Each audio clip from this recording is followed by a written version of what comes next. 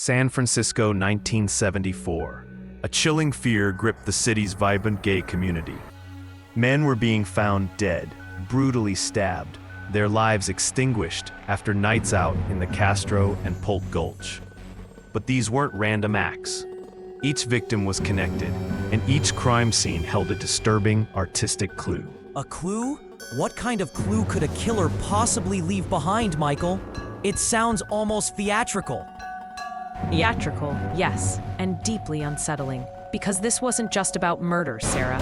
It was about a signature.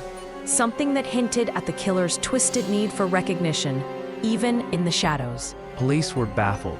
The victims, all gay men, had met their killer in bars, bringing him back to their apartments or secluded spots in the city.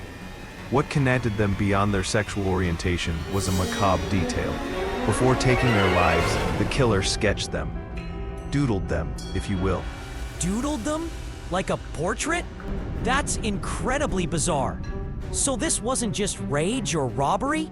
This was ritualistic? It suggests a level of calculation, Sarah, a deliberate act of dehumanization even. To sketch someone right before you murder them. It's almost as if they saw their victims as objects, subjects for their art, before discarding them. The press quickly dubbed him the Doodler. The sketches, though rudimentary, were always left at or near the crime scene. Police hoped these drawings, this very unusual MO, would lead them to the artist, the killer hiding in plain sight. They released descriptions, composite sketches based on witness accounts, plastering them across the city. But descriptions are so unreliable, especially from fleeting encounters in bars at night. Did they have any witnesses who could give them more than just a vague impression? That's the frustrating part, Sarah. They did, and this is where the social context of the 1970s San Francisco gay community becomes crucial and tragically obstructive to the investigation. Several men came forward claiming to have survived encounters with someone matching the Doodler's description. They'd met him in bars, gone home with him, and then, crucially, he'd sketched them. They described feeling uneasy, sensing something was off, and managing to escape before anything fatal happened. Survivors? That's incredible! That must have been a huge break for the investigators.